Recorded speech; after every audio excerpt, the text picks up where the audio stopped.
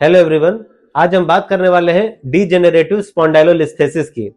तो degenerative spondylolisthesis एक समस्या है जिसमें कमर के लंबर स्पाइन की जो हड्डी होती है, जिसे हम लोग लंबर वर्टिब्रे कहते हैं, उसमें से एक हड्डी दूसरी हड्डी के ऊपर स्लिप कर जाती है।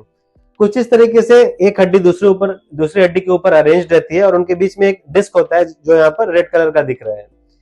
जब एक वर्टिब्रा दूसरे वर्टिब्रा के ऊपर स्लिप हो जाती है कुछ इस तरह, तो उसके बीच से निकलने वाली जो नस होती है, जो यहाँ पर येलो कलर की है, वो दब जाती है, जिसके कारण पैरों में दर्द होने लगता है। पेशेंट चल नहीं पाते, पेशेंट को बैठने में भी दर्द रहता है और कई एक्सट्रीम केसेस में पेशाब में भी तकलीफ हो सकती है।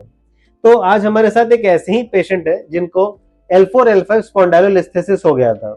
अगर आप यहाँ ध्यान से देखें तो L4 और L5 वर्टिब्रा में स्पॉन्डाइलोलिस्थेसिस हो गया है और L4 वर्टिब्रा स्लिप हो गई है L5 वर्टिब्रा के ऊपर और इसके बीच में जो डिस्क है ये जाके पीछे सरक गई है, जिसके कारण उसके उन दो हड्डियों के बीच से निकलने वाली नस दब जाती है और पेशेंट को पैरों में दर्द और झंझनाहट होने लगती है।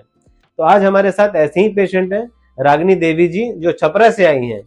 रात से परेशान थी, उनको कमर दर्द था और उनके बाएं पैर में काफी दर्द और झंझनाहट था। तो आज हम जानेंगे रागिनी देवी जी से ही कि उन्हें क्या समस्या थी।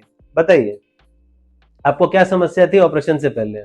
बहुत ज्यादा समस्या थी। चलने फिरने में दिक्कत था, उठने बैठने में भी दिक्कत था, ज़्यादा दूरी तक चलने में बहुत परेशानी होती थी। 3 साल से मेरे साथ ये परेशानी होती। आप MRI कब कराएं? MRI तो हम अप्रैल में कराए। अप्रैल में, ठीक है। उसके बाद से भी आप दवाई खाती रही इतने दिन तक? कितने दिन से दवाई खा रही हैं? 3 साल से दवाई खा रही हैं, ठीक है।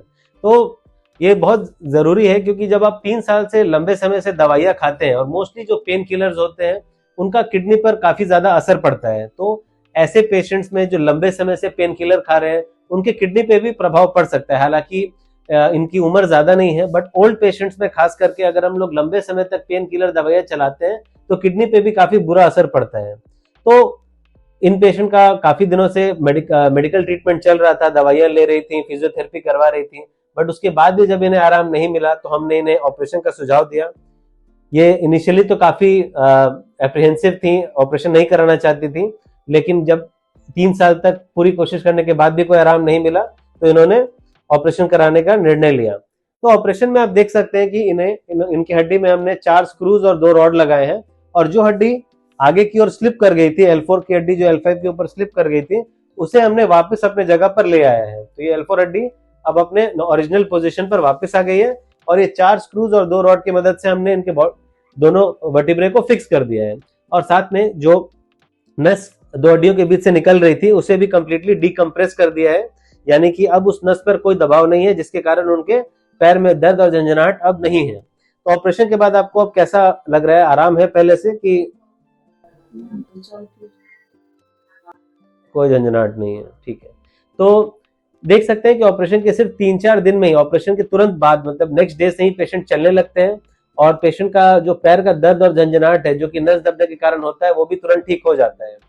अब क्योंकि ऑपरेशन के वजह से थोड़ा कमर दर्द रहता है पेशेंट को, बट वो भी 1 से 2 हफ्ते में कंप्लीटली ठीक हो जाएगा और कुछ रेस्ट्रिक्शंस के अलावा पेशेंट अपने नॉर्मल लाइफ में वापस शुरू कर सकते हैं। छोटे मोटे रिस्ट्रिक्शन जैसे ज्यादा झुकना नहीं और भारी वजन नहीं उठाने के लिए हम सलाह देते हैं 1-2 हफ्तों के लिए, लेकिन उसके बाद वो पेशेंट वो भी कर सकते हैं। तो ओवरऑल स्पाइन सर्जरी जो हम करते हैं इस समस्या के लिए वो कंप्लीटली सेफ है।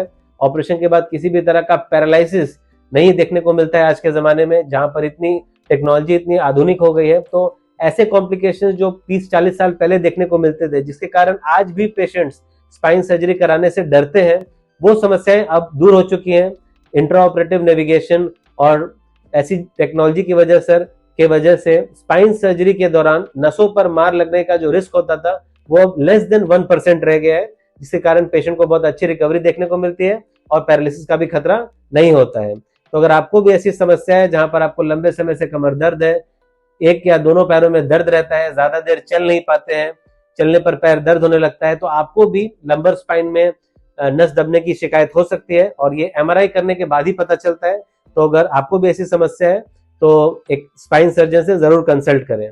Thank you.